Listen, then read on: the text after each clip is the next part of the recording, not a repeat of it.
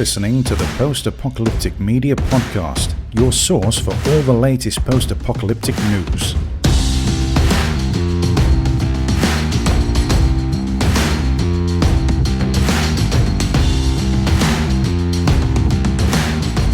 There we are. Look at us, we're professionals. Woohoo, we're live. All right. Well, hello, Twitch. And welcome. We are at the cutting edge of technology right now, people. We are live streaming a podcast. That's two technologies that have traditionally been separate, and we're just putting them together right now. Does this make us Zoomers? Is that what we are now? Sean let the cat out of the bag. We are streaming on Zoom. We are Zoomers. Twitchers and Zoomers and unite. Zoomers and Twitchers. Yeah, Zoom and Twitch. Wow. High tech. Yeah, so I'm glad we have a lot of people watching the Twitch stream right now, because there is some important stuff that we're going to need to talk about. And we want to get your feedback and your advice and your comments. So just feel free, just jump on in there. Let it loose. Let it rip. We can handle it. So, Sean, you're watching the Twitch comments?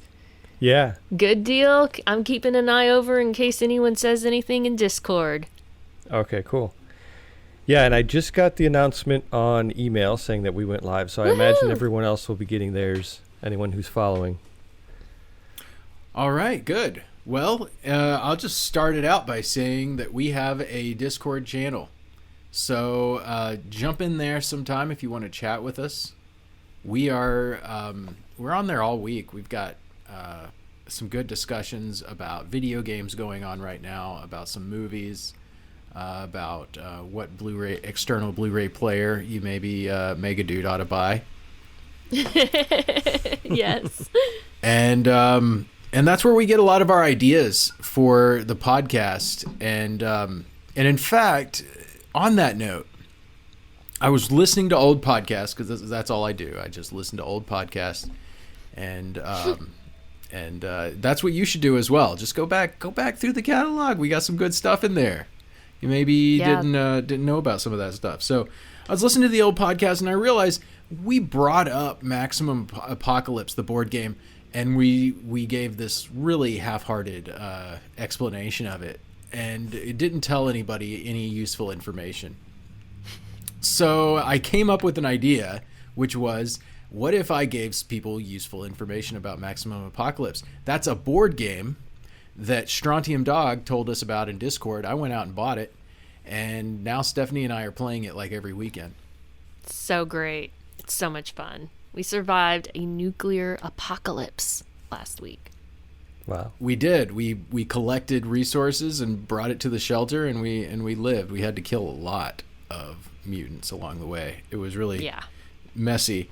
But I came up with a metaphor to describe the game, because at first I was like a deer in headlights. I didn't know how to describe it. And I think I know a good metaphor, because most people have played Munchkin. Oh, yeah. Yes. Maximum Apocalypse is a lot like Munchkin. It's like a much more advanced, thought out, intellectual type of Munchkin, where your character has your cards and your special abilities, and you're equipping things and you're using things. All of that really lines up. Now, Munchkin has a lot of vague rules that cause you and your friends to argue with each other. And I guess this one does leave a lot of room for interpretation.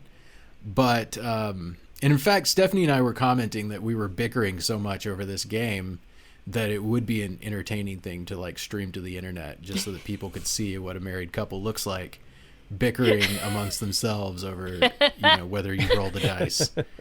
Yep. It was fun. But yeah, that's the gist of the game, is that you're equipping your character. And it's, by the way, I didn't mention this before either. It's a cooperative game, so you're rooting for the other players at the table with you to do right. But where the conflict comes in is when you're like, okay, this is perfect. You're in the perfect position to go walk 2 spaces to the left and pick up that gas can. And they're like, no, I'm not. I want to do this other thing because I'm impulsive and I just really want to draw that card over there. And so then you get based on actual events. or sometimes one person might misinterpret impulsivity, but it's actually a different strategy. And the names and identities of those involved are being protected, but we'll just leave it there. That's Maximum Apocalypse. If you pick it up, buy it. It's so much fun. Just come into our Discord and give it a 1 through 10 review for us and tell us what you think. Because I'm curious if other people like this kind of game. I'm the first to admit that I'm not a board game aficionado, so I can't like compare it and say it's better than other games. Maybe it's not. Maybe I'm digging on the bottom of the pile and I don't even know it. But Stephanie and I are really enjoying it. And the rules aren't that intimidating, but then again, they leave out so much stuff from that rule book that you have to just like logically deduce when you're playing it. It's kind of rough. And like a lot of those games, it feels very complicated when you're first reading the rules and you're just like, oh my gosh. But once you play it, it's really not as complicated as it seems, except like Derek said, for the things they leave out that you have to deduce. Sean, how's life, man? What you been up to? I finally got that video out with the cabin, the post-apocalyptic cabin build. I got that out today, and I just shot some video yesterday. It was finally not raining, which is around here, that's a big deal. But yeah, just enjoying the nice weather and stuff like that. Nice. All right. Well, I'll just get right into these announcements here because we have people listening on the podcast that aren't just chilling with us on Twitch. They got things to do, people to see. They want to know the post-apocalyptic news, and we're here to bring it. So let's just jump right in. First of all, we have Fear the Walking Dead returning April 11th.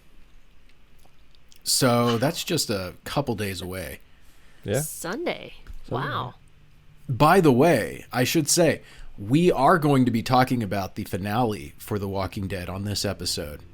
We've started to kind of save some of the spoilery stuff towards the end to give people a chance to jump off the podcast if they don't want to be spoiled. But on one caveat, you better come back. You have to come back after you watch it and listen to us jabber on about it. Give our 2 cents. That's the only reason we let you leave. Ashwalkers, April 15th.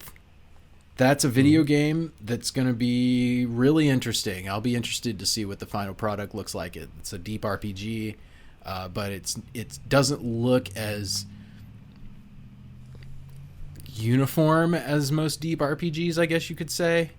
They all kind of look the same, and Ashwalkers is coming at us with a completely different interface, and I'll just be interested to see. Mortal Kombat is coming out on the 16th, which looks amazing. And if you don't know the Mortal Kombat story, well, just join the club because nobody does. Nobody gets it. I think I watched like a 30-minute video where they like give me the timeline, and it is so janky and weird, and there's like worlds invading each other and deals with gods and stuff. It's just that whole IP has just gotten out of control, It's I don't know. I actually have a Mortal Kombat story if you want me to break in here with a little Seanism. Yeah. So I went to college with one of the guys who did the motion capture for one of the characters in the original Mortal Kombat. His name is Rich DeVizio, and one of the creators of the game also went there too, but he was older than me, so I didn't see him. But they were friends, from the school. So anyway, when the game came out was about the time I was in college. So this guy stopped going. Well, he graduated and everything, but he had some classes. I don't know, this whole thing. It was an art college in downtown Chicago, so it was very, very like laid back. People just would go to this class and just kind of hang out, stuff like that. So he would come and hang out, and so at first he was just a guy who would just draw. That he was a good artist. And then the next year he'd come back and everyone wanted his autograph and all this stuff because of Mortal Kombat just released in 92. And it was a big deal. But anyway, so that's kind of like my one brush with fame is knowing the guy who played one of the characters in Mortal Kombat. So I get to tell that story to people and they're like, great. That's a great story. And then Emilio Estevez turned and tipped his hat. Yeah. Yes. That's pretty cool. Do you know what character he Yeah, he played Kano. He played Sub-Zero. I don't know the rest of the. Yeah, he was dressed up. He actually played all of the Kano and Sub-Zero. Well, at least Kano he played in all of the Mortal Kombat games, and he's actually an actor. He was in like a Teenage Mutant Ninja Turtles live action movie, the one from the 90s. Really? Yeah, Which and one? what else did he do? He did some other stuff, but he's like a stuntman basically at this point. He's a big guy. Kano was the hardest character to use in the original game. He was like he had this attack where he spun into a ball and just like flew across the level. The physics in the original Mortal Kombat didn't make a lot of sense, but I don't know if any of them do. Like sometimes you teleport. Anyways, Kano, but like to do the spinny thing was the hardest thing in gaming. I don't know if it's like I've ever come across more of a challenge to do something like in a fighting game, because it was probably 8 or 9 different things you had to press just to get that ball going. Yeah. That was the fun of it. That's kind of the start of that kind of stuff. Yeah, that's and that I love that they embedded. There was one I was so into 007 for Nintendo 64. Oh yeah, GoldenEye. Yes, GoldenEye, Yes. Man, what a game! Such a great game. People Not post-apocalyptic, but very good. not yeah. He's trying to prevent the apocalypse, I think, but not post-apocalyptic. That game was, poured hundreds of hours into that game. And then years later, there was this reveal that there was always this code you could put in multiplayer and it would make your character invisible. Oh. What? I'm going to have to go back and play it now. Yeah. Go back, trick your friends into like, oh, it's retro night. Let's go play some. It's a great idea. But that was maybe harder than the Kano thing. I think it took me 30 minutes of just. Anyways, all right. So that's Mortal Kombat on the 16th. That might be post-apocalyptic. We don't really know. Like, there's a lot to that story, and a part of it is saving the world. A part of it is maybe like turning back time to save. Anyways, it looks really sweet. Who cares, right? Yeah. BIOS. But with Tom Hanks, is Tom Hanks in it, or is he just like directing it? What's going on with that? He's in it, but you know what? I think it got postponed. Oh. Till August. Okay. August 20th, because they didn't have any information about it on IMDb, and here it is, next week basically when it's supposed to launch or release, and then. And now I think they pushed it again. You're right. I just looked it up here, and it does say that August 20th is the release date now for it. Yeah. Just too bad. I was looking forward to that one. Oh, well. So hopefully we'll know more about it by then. Yeah, Well, right? The calendar on Post-Apocalyptic Media says it's April 16th. So Whoa. who do you believe? I know, right? We need to update that. We've got In the Earth, which is on the calendar, and I'm just going to go ahead and say I disagree with this being post-apocalyptic based on only the trailer, because it's like I'll just say, like, it looks like which one is that? Somebody's going into the woods and doing some research, and maybe it's like a horror kind of a thing, but Is it a game? Who added Movie? this? Did somebody add this? It might have been me. Is that the one that? Oh man, is it like Portuguese? I think, or I'm not sure. I'm trying to picture it, but I'm drawing a blank. Look it up on my phone. Maybe I was looking at the wrong movie. In the Earth, it had like some white guys and an Indian lady, and that's all I could remember. Oh, that one. As well, here's the description: as the world searches for a cure to a devastating virus, a scientist and a park scout venture deep into the woods. As night falls, their journey becomes a terrifying voyage through the heart of darkness as the forest comes to life around them. Yeah, I remember that one now. They just basically have a trailer. I think the trailer won some kind of indie film award, trailer award. But yeah, I think I was going off of the fact that they called it post-apocalyptic. But Yeah, and Okay. they're looking for a cure to a devastating virus. So Yeah. It might be an overused term by this point. You know, everyone yeah, wants true. everyone wants to, you know, jump on that post-apocalyptic bandwagon. So I don't know. Yeah, good point. Good point. Okay, I didn't know that was the backdrop. They don't make that very clear in the trailer. No. So, so I recant. All right, so that's going on. That's April 16th is when that releases. Also, April 16th. It's going to be a big Friday, y'all. Final season of Van Helsing starts.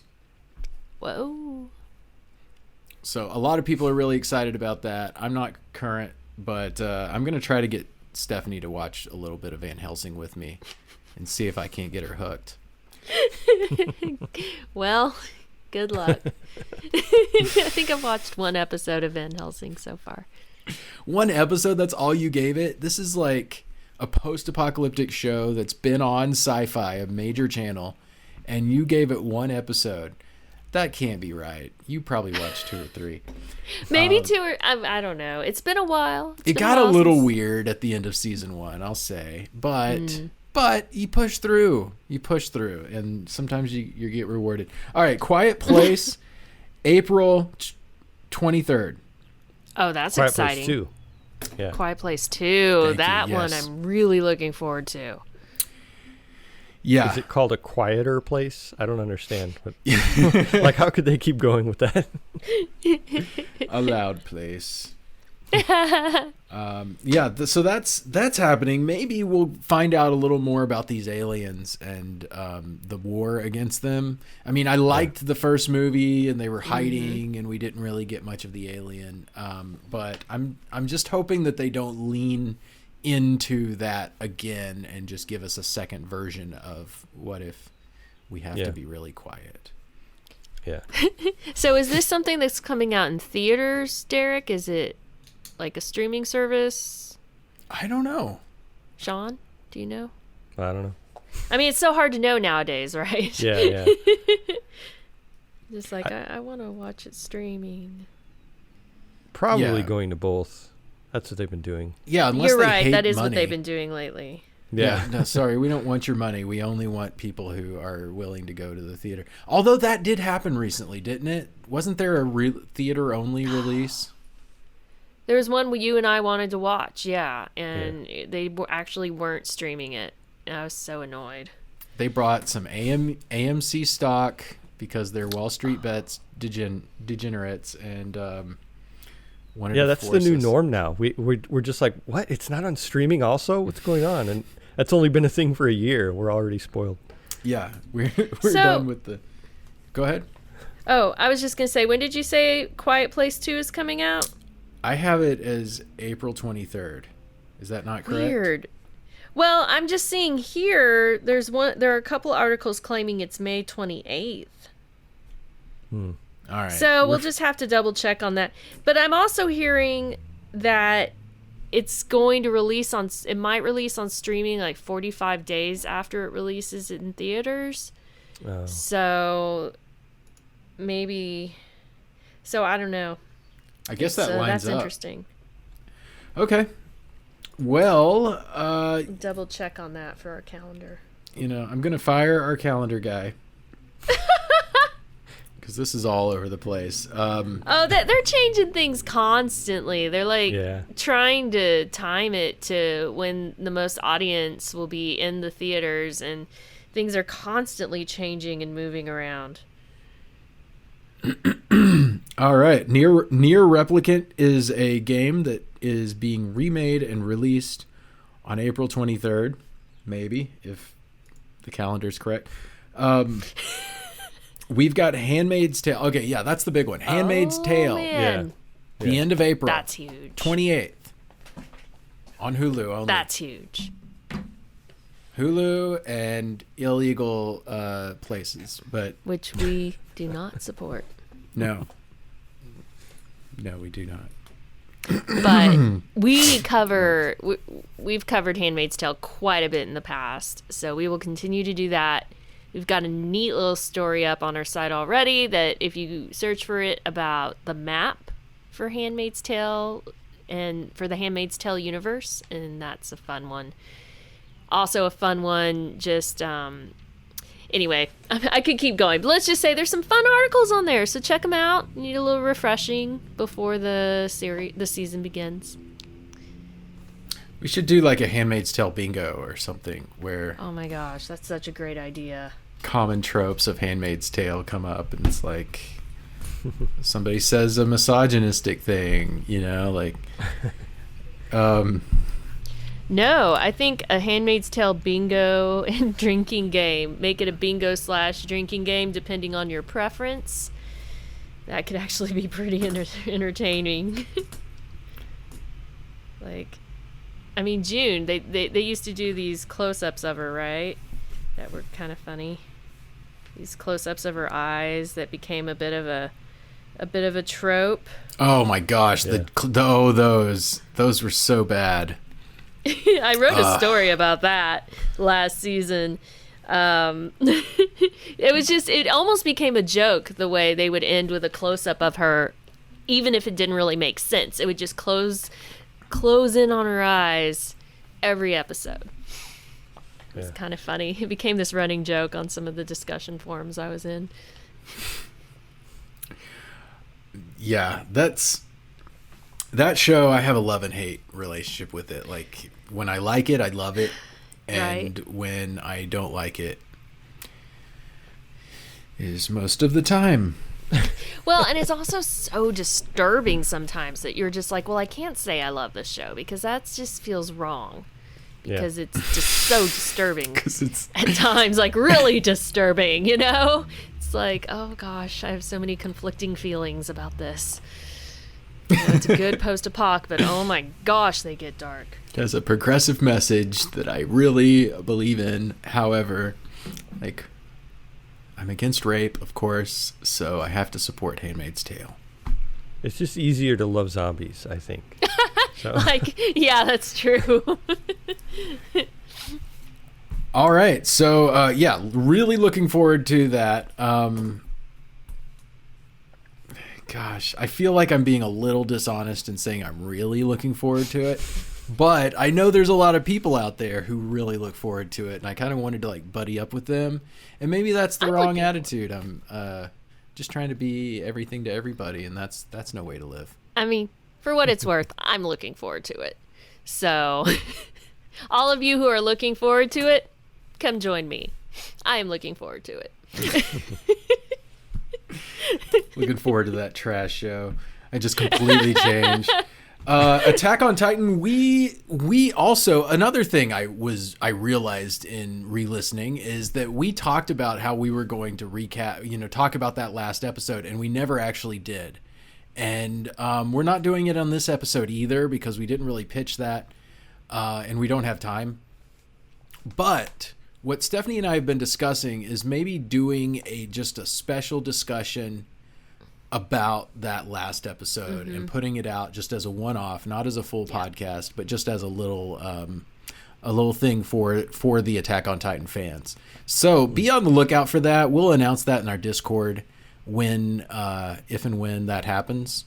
But just so you know, if you felt gypped listening to the end of that last episode and you were like, all right, we're getting into the meat and potatoes of this, and it was nothing. I feel you. I feel the same way. I am scandalized by how much we tease that without giving you the payoff. I know. If I were an Attack on Titan fan, I might have cried. Just like.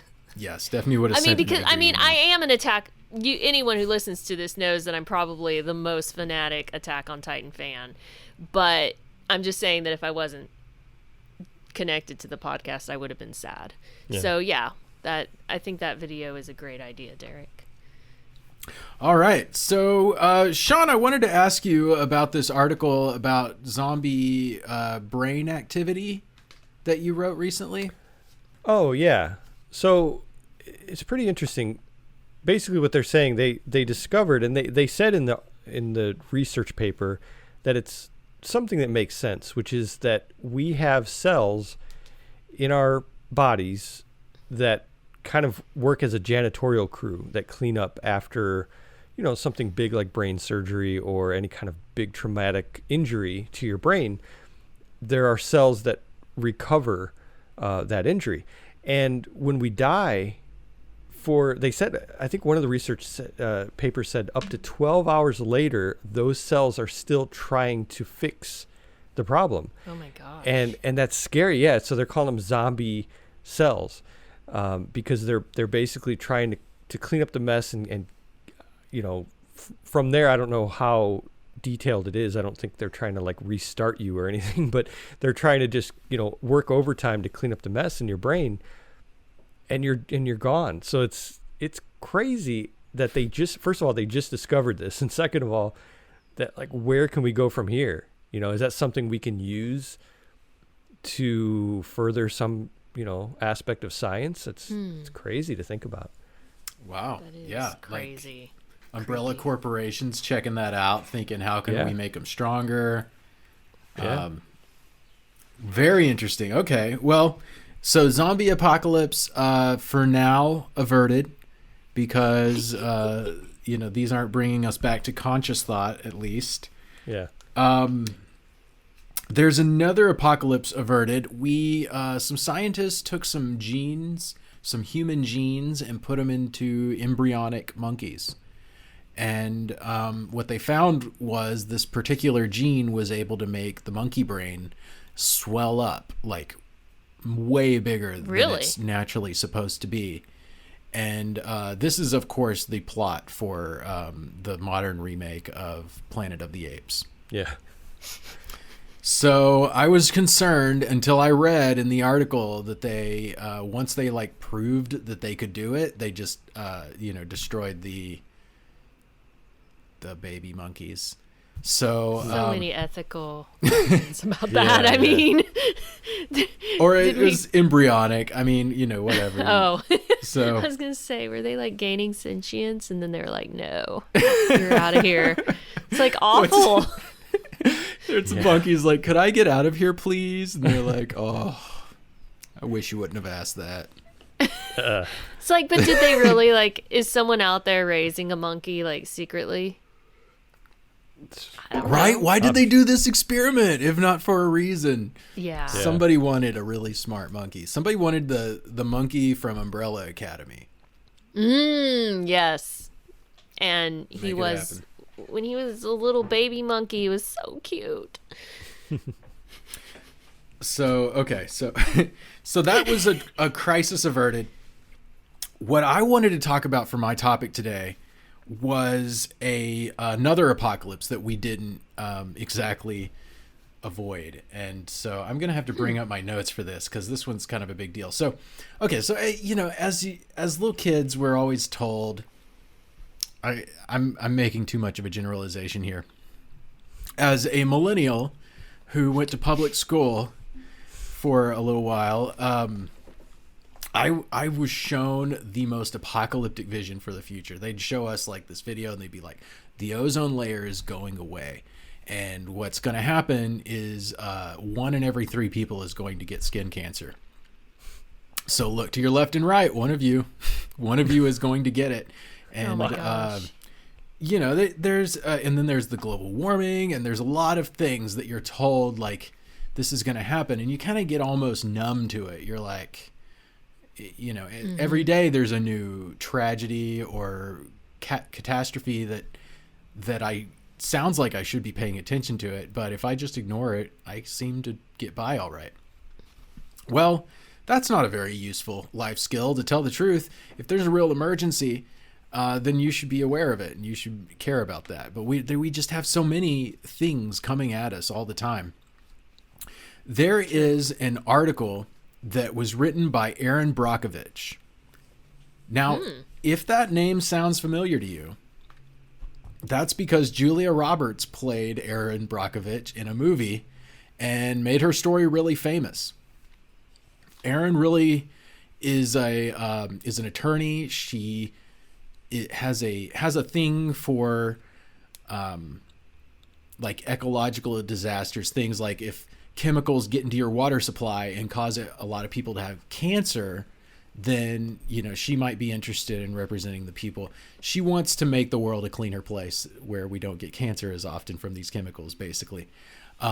Erin has endorsed a water filter that's a reverse osmosis water filter, and Stephanie and I bought that about a year ago. Yep. And I guess that's just to say, first of all, get that water filter.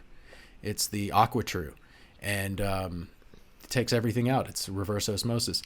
Also, that, you know, I generally trust Erin. Now, you may not know this, but Stephanie and I, in a previous life, were lawyers. Yep. And we are not anymore. And it's very important legally for us to make that clear. We are non-practicing attorneys. We worked at a law firm that did some pharmaceutical litigation, suing the pharmacy. And one of the main things that we did was there was like this case where people took this medicine for depression and it gave them boobs. So, you know, that sucked. But what we found out, I don't know, Stephanie may have been aware of this before getting into pharmaceutical litigation, but what I found out was that a lot of times it's not a matter of like, whoops, this happened, and now we need to sue them to get some money back. It's worse than that. Mm-hmm. It's more of a case of they're in the development phase of the medicine and they realize this happens and they go, well, what's the math say? Like how, if we do get sued for this, and if we do give all these guys boobs and they don't want the boobs and we have to give them millions of dollars, are we still going to come out ahead on selling this medicine? And if the answer is yes, a lot of times they still put it out there. And that's just the world we live in. These people, they don't go to jail for doing stuff like that. If you ask me, that's as bad as assault. That's as bad as if you go and, you know, and attack the person, because, you know, they're essentially forcing that on you if they're not telling you that that's a possibility. Or, you know, or what we also have in America is these pamphlets you get with your medicine where nobody reads them. It's like the terms of service on software. Yeah, exactly. That's the best parallel. And it's like 50 pages long and lists every possible side effect. So no one pays attention to them. So that's so all that to say that Erin Brockovich just wrote this article in The Guardian. And she's talking about this book that just came out. And I'm just going to read you a little bit of this because I thought this was really interesting.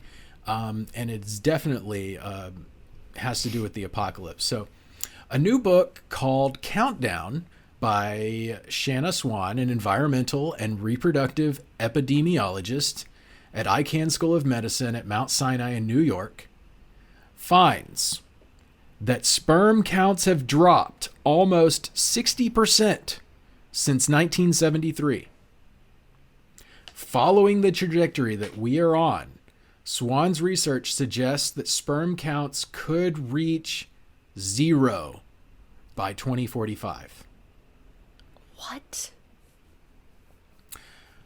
I'll go on. The chemicals to blame for this crisis are found in everything from plastic containers and food wrapping to waterproof clothes and fragrances in cleaning products, to soaps and shampoos, to electronics and carpeting. Some of them, called PFAS, are known as forever chemicals because they don't break down in the environment or the human body. They just accumulate and accumulate, doing more and more damage minute by minute, hour by hour, day by day. Now it seems humanity is reaching a breaking point. Wow. That's heavy. PFAS may be something that you've heard of before. It's something that I've heard of before, and one of the reasons is because I found out that they were putting that on non-stick cookware. And it was a big thing several years ago. They tried to like make it to where you couldn't put that on the cookware anymore. I think they succeeded. I think it's like against the law. But if your cookware is old, you might still be cooking with this stuff. And these chemicals, they are forever chemicals. And here's a bigger piece of this puzzle is it's not just, they'd spray it on the pans and they'd spray it on these other things and use it on all these applications. But what they found, and this wasn't in Aaron's article, this was actually in a different article that I found in The Guardian, is that the PFAS evaporates into the clouds. And so we are blanketing the world with this chemical. Oh my gosh. That's terrible for us. So something to be aware of. Sure, there's nothing you can do about stuff that's raining down on your head. However, you can limit your exposure to these kinds of chemicals. I wish I could tell you there was like a magic bullet to make sure that you didn't get bad chemicals. I don't think that's really possible in the modern world. But what you can do is certain steps. You can take steps. You can get a good water purifier. You know, they add things into the water. Sometimes it's debatable whether or not that's always good for you in the tap water. If you have your own water purifier, you don't have to worry about that. Mm-hmm. Limit your exposure to plastic. You know, I'm pretty sure that, if you get plastic that's fairly newly made, then you're fine. But plastic degrades over time. Just sitting there, it just degrades by itself. And after a certain period of time, it can really start to leach things into the water that it's holding and stuff. So that's why, as much as I can, I've got this all glass container. Now, glass is one of those materials that is the safest thing you can do. Glass. Sean has, what is that, kombucha over there? Yeah, but it's water. I just reuse the bottles. Nice. Yeah. All right. Yeah. So glass is really good. Also stainless steel and silicone. Those are pretty good materials to touch your food, touch the water that you drink, whatever. They're not going to leach. Beyond that, it becomes a little more iffy. Not to say like you're going to die if you only drink out of plastic water bottles or something like that. It's just a roll of the dice sometimes, and you don't know. But with glass, you can pretty well know. So anyways, yeah, that's the Children of Men apocalypse. Yeah. In Children of Men, they just stopped being able to have kids. Mm-hmm. What the heck? 60%. You know, that's crazy. If you're a man, go ahead and get you tested. Get a test. Make sure that you're doing whatever you can to stay fertile. And if you need to change your lifestyle, then maybe do that, because survival of the species is pretty important. Yeah. I'm gonna read two more paragraphs from this article that I pulled out before we move on from this topic. Mm-hmm. Hope I'm not bringing it too far down, but this is a real apocalypse that's happening in our world. Yeah, this is huge. Yeah. Swan's book is staggering in its findings. Quote, in some parts of the world, the average 20-something woman today is less fertile than her grandmother was at 35. Wow. In addition to that, Swan finds, on average, a man today will have half of the sperm his grandfather had. The quote, the current state of reproductive affairs can't continue much longer without threatening human survival. Wow. It's a global existential crisis. And Aaron adds, that's not hyperbole. That's just science. Yeah, and that's someone we should believe. I mean, she's got this long history of, she doesn't hype things. She's got this long history of, when she tries to call attention to something, it's because it should have attention called to it. Mm-hmm. That's crazy. So it sounds like women's fertility is also caught up in that too. Yeah, apparently. Wow. They didn't provide any details in this article. But here's a fun fact. As if this wasn't terrifying enough, Swan's research finds that these chemicals aren't just dramatically reducing semen quality. They're also shrinking penis size and volume of the testes. Wow. What? Oh my gosh. I shouldn't laugh. But oh my gosh. PFAS has been found in every corner of the globe. That's it like is insane. Virtually present in the bodies of every human. It's found in fish deep in the sea and birds flying high in the sky. I mean, talk about an ecological disaster. It sounds like it's not just affecting, our humanity's ability to procreate, which is, species ending enough, but it's also affecting other species too. Is what it sounds like if they're finding it in fish and all this other wildlife. I mean, golly. Good point. I mean, this article doesn't talk about the effect on any of these things. However, that might just be because the research hasn't been done on the sperm count of the fish or something. Right. So if mankind tried to get around it by beginning to clone people, these other species could die out and still cause an apocalyptic event. Fascinating, man. Okay. So anyways, yeah, check your nonstick pans. By the way, I've been eating organic a lot. I came from a community where eating organic or something like that was just seen as bourgeois. It was you're just trying to be fancy. But the fact is, it's not that at all. It's actually oftentimes healthier for you to be getting that kind of food. But what I found today when I was just Googling around is that just because you're buying organic doesn't mean that it's pesticide free. Mm-hmm. So you can search for pesticide free on the labels. But yeah, if you're buying organic, then that doesn't necessarily mean you're avoiding the pesticides. Stephanie convinced me to buy really expensive shampoo, and I haven't done a lot of research on it, but that's also something maybe you should consider. Shampoo and soap that you wash with. A lot of the stuff that's sold on the store shelves are not even categorized as soap for human bodies. And anyways, we spend way too much. It's $10 a bottle for good, clean soap that we're buying. I don't know. Maybe you can get it cheaper than that. But do your own research on that. This article made mention of shampoo, so that's why I'm bringing that up.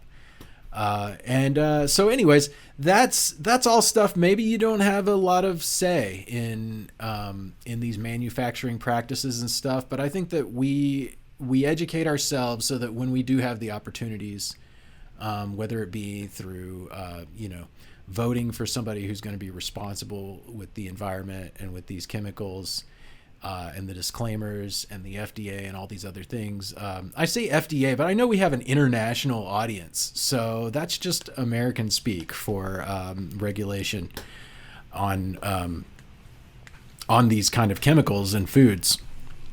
But you can do little things. You can make sure that you're getting fresh air, or thinking about what kind of chemicals may be in stuff, buying your organic food, using glass and stainless steel.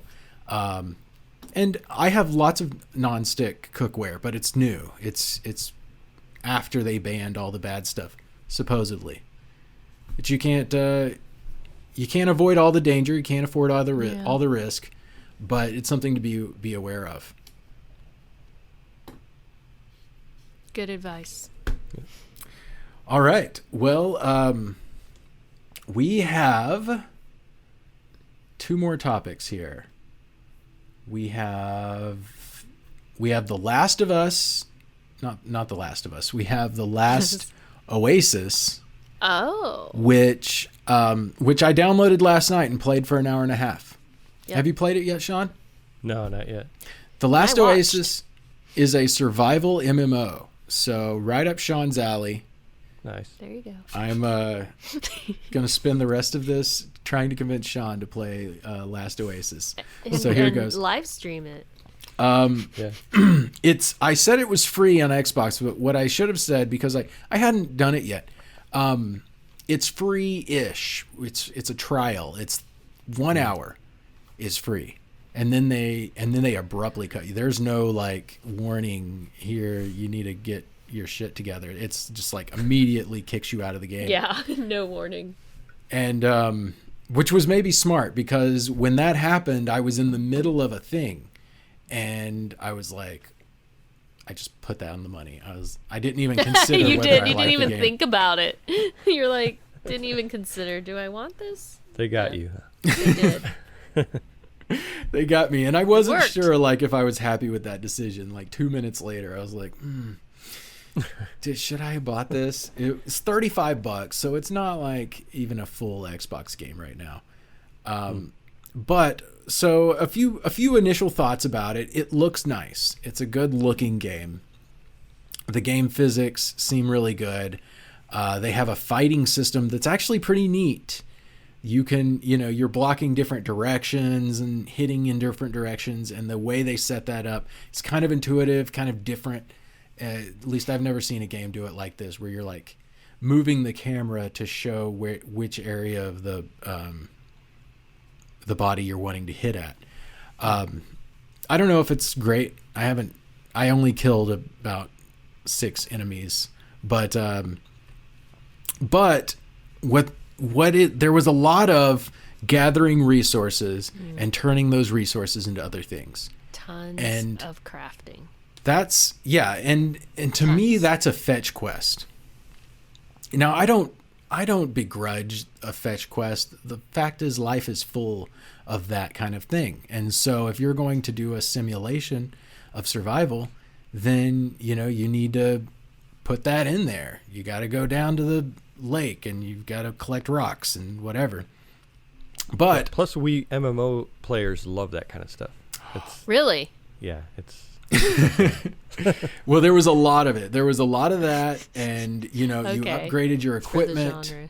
And so at first you're like gathering wood that's on the ground, but then I upgraded to a hatchet, and then I was able to chop trees and get wood faster and faster. I built a walker, which is like a contraption that's powered by me spinning bicycle wheels. By the way, anybody tuning into the Twitch? Not really. Couple. All right. Well, we have a limited ability to advertise this, especially since this was our first one and we had technical issues. But I just wanted to give anybody a chance to jump in and comment and make sure they knew that was happening and that the podcast is almost over. But yeah, there was the walker was fun. It was neat to travel in a vehicle I had made, and I could see promise in this game, but the tutorial is just so long. I was about an hour and a half in before I called it quits, and I was still very much in the tutorial. They have a very deep crafting system, a deep system for the tech tree.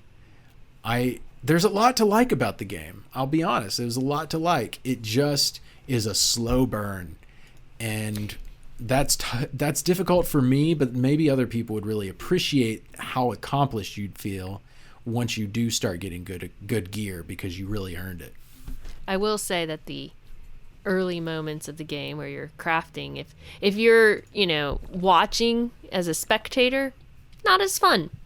So I think I'd prefer to watch once some of that crafting is done and we're doing more exploring, because, you can see that there's like an ocean in the distance and I want to see what that is, but we have to craft, so we can't go. And I just ended up falling asleep during part of it because I really wanted to explore the sea. As Attack on Titan fans will pick up on that reference. I just wanted to go to the sea like Armin does, and I couldn't because I had to watch Derek craft. That was my experience. But, I think it would be a lot of fun even to watch once you get past that part and you can explore. Yeah, I'm looking at a trailer of it now. It looks gorgeous. Visuals, really cool. Yeah. Visuals are excellent in that game. For an MMO, I grew up on some poorly, MMOs that didn't put the emphasis on the visuals, and so it's nice to see that. Okay, so yeah, that's Last Oasis. That's available right now, but it's in like early beta. They both want to charge you for it and call it early beta, which I'm against. But hey, whatever. What are you gonna do? Last topic of the day. We saved it for last. It is the Walking Dead finale. We are done with this season of Walking Dead. It was a good season. And the final episode was called Here's Negan. We're also going to talk about the episode beforehand if we want to, because we didn't talk about that yet on this podcast. Yeah.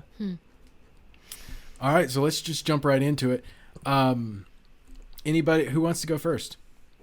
Well, I just want to say, first of all, we talked about this episode before where we talked about how are they going to bring Negan's wife back to life. Well, I feel like an idiot because 5 minutes into it, I'm like, of course they're going to do flashbacks, because they showed in the trailer, they showed her with a gun and we're all like, how are they going to do that? Yeah, flashbacks. So it's funny that we were concentrating so much on that. And it turns out that it was just their life before, how Negan was before, where he was a nice guy.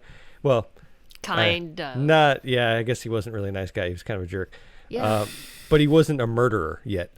And we kind of see that, you see that hey, where he turns from like cheating bastard to, liar and, all this stuff into this murderer. And he even says, hey, I killed my first man today, and and we see the progression where Lucille dies, but then he turns his bat, where he gets his bat from, where he gets the barbed wire from on the bat. I mean, it's kind of cool, and it does follow. I never read the comic series that this was based on because there's a whole bunch of Negan issues, but I did read about quite a bit about them, and I understand what they're about, and it seems like this followed that series pretty well, which is kudos to the TV show team. I will say that it seems like the way it ended, the way they portrayed, to me, it felt like whenever Negan was motivated to be good, at least with his wife in the flashbacks, it was based on guilt, right? Like, he felt really guilty about how he treated her. And yes, there is a lot of love there too, but that love didn't motivate him to be a good guy before the apocalypse. So he was motivated by guilt to be good. And I just can't help but wonder, is that what's motivating him to be good now? Is it still guilt? Is when he frees himself of that guilt, is he going to go back to being not a bit of a jerk? He was a terrible jerk. And, in the apocalypse, he was a murderer and an absolutely awful person. Once he's free of guilt again, is he going to go back to his old ways? That's a question that kind of haunts me, and I don't know. Yeah, I think that's a good point, because at the very end, we see his demeanor kind of changes when he sees Maggie. Maggie's just staring at him. And I think, he's talking to Carol. He's worried about how Maggie feels, but I think at that point he's done worrying about her. And just like you said, the guilt is gone. I think the way he was looking at her, it just seems like he's like, screw you. I'm going to go back to the old Negan, I don't know. Yeah. Oh, is that what See, I thought that he's just suicidal now. I thought he was like, oh, she's going to kill me? Okay, well, let's just get it over with kind of a thing. Yeah. Yeah, that's another interpretation. They leave it open to interpretation, and I think that possibility is just as valid, especially if he's hasn't gotten rid of the guilt. Maybe he is ready to just, be okay with being done. Yeah. Yeah, I thought the episode, introduced some good moral quandaries. He gets caught, and he has the choice of either letting his wife die or killing the kind people who just helped him out and gave him medicine. And he chooses his wife, which, is a morally questionable thing to do in that situation. But at the same time, it's very understandable. We could all kind of relate to that mentality of picking the one that you love the most. That was a really interesting moral quandary, and then also you had this other moral issue that comes up when he is released and he comes back to kill the guy that releases him, and he even kind of points it out. He's like, this is what you get for letting me live. Yeah. And, I always look at those situations and think of, just how difficult it is to square that circle and to make that make sense. It's like you want people to be merciful. You want them to go by their word and not to just kill you after you give them the information. And yet at the same time, you want to come back and bring justice once you have a weapon or something. Well, and in this case, he was also, the dude who let him go wasn't just inflicting more pain on other people, and he had the opportunity to free those people. So in the end, it was serving a greater good to get rid of the guy. Yeah. Yeah, it was an interesting situation because we didn't want to root for Negan until it came to those guys. Then it was like, okay, we'll root for Negan for a little bit while he takes care of those guys. Right? Yeah. But then I'm going to immediately stop rooting for him because I know what he's going to become. Yeah, exactly. So true. Could his wife have survived till he came with the medicine? Does anybody know, the medical situation that was going on there? I don't know if they ever revealed, what type of cancer she had. He said that, they had laid out this treatment plan and that she needed a certain number of chemo treatments. So, and that she might survive from that. So then there's all these questions, right? How bad was it? Was this one of those situations where the cancer could have been advancing even with the chemo treatments and they didn't know it? Or was this one of those situations where maybe she could have gone into remission even without those last two treatments? It seems like there was, with cancer, there's a lot of guesswork anyway, and there's not a lot of guarantees. So I'm not really sure. I feel like it was left very open-ended. Yeah, I think the point, one of the points was that she didn't trust him. She didn't trust him to come back, and it was days later, and she's just like, I'm not going to sit here and wait for him because, that's the way I took it. I didn't even think about that, but that's such a good point. Based on her past with him, why would she have trusted that he would be coming back 6 weeks later? Yeah. That is such a good point. I didn't even think about that. That is a good point. By the way, I just want to point out that Negan's wife in the show is also Negan's wife in real life. Yes. Loved that aspect of it. Just the real authentic emotion coming from those scenes based on the fact that they're married in real life, and loved it. And they had their own little, what? They're preppers, right? They have a farm? Yeah, I was going to say they had their, they dealt with their own mini apocalypse because quite well, they're preppers. They live on a farm, they are completely able to sustain themselves. So, I mean, his character is a dark survivor, but in real life, Jeffrey Dean Morgan and Hilary Burton are preppers and would be able to survive an apocalypse. But they're kind preppers, like my understanding is she spent a lot of time on the farm sewing masks for people and trying to help out her community that's nearby as best as she could. So it's kind of neat to see that, they're survivalists, but they're kind survivalists. And they had a show for a while during the beginning of the pandemic. They had a show where they would every week do a live stream and talk about their life on the farm and what they were doing to survive during lockdown and that kind of stuff. So it was pretty fun to watch. Oh, cool.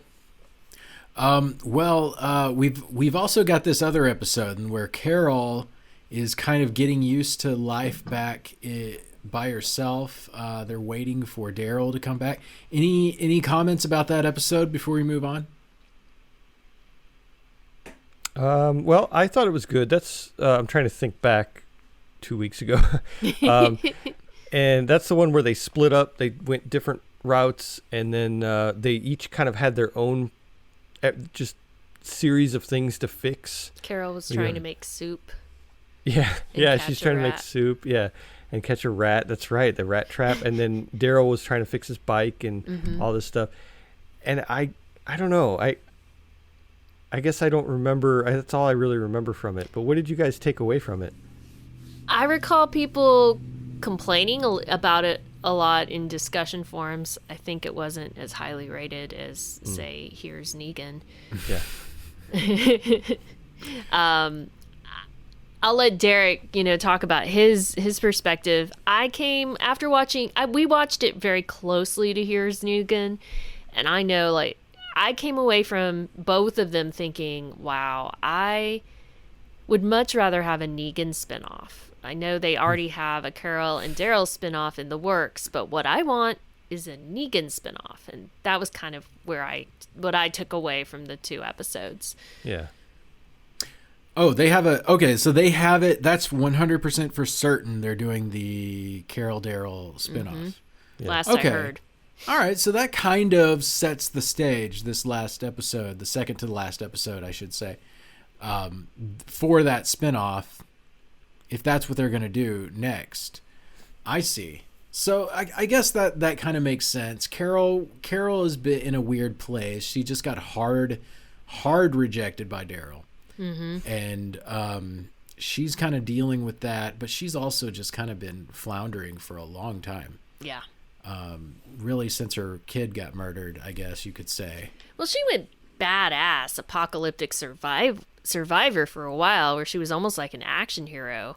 And I loved she was one of my favorite characters for a while, just because it was like, well, Carol's gonna save the day because she's a survivor. And then she started regretting how many people she was killing, and was very conflicted. I think that's probably why people didn't like the fact that they took her from that to someone struggling to make soup, and it's kind of like, really, I don't know. I mean, it was cool she was a little more human in this episode, but at the same time, and the rat stuff was really cool, trying to catch the rat. But when you even like now talking about it, it's like, really, I'm talking about her catching a rat versus all the badass stuff she was doing before. It's like, yeah.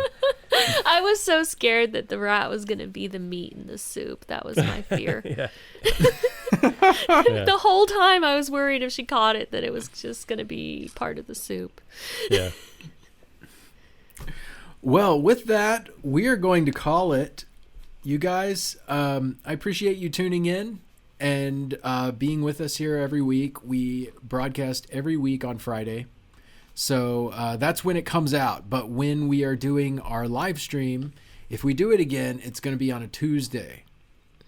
So we'll announce it. Tune into our Discord if you want to know about that. We will be announcing it there every time we do it. Apocalypse Junction on Facebook is a good place to hook up with people, talk about these TV shows, movies. Post-Apocalyptic Media, also on Facebook.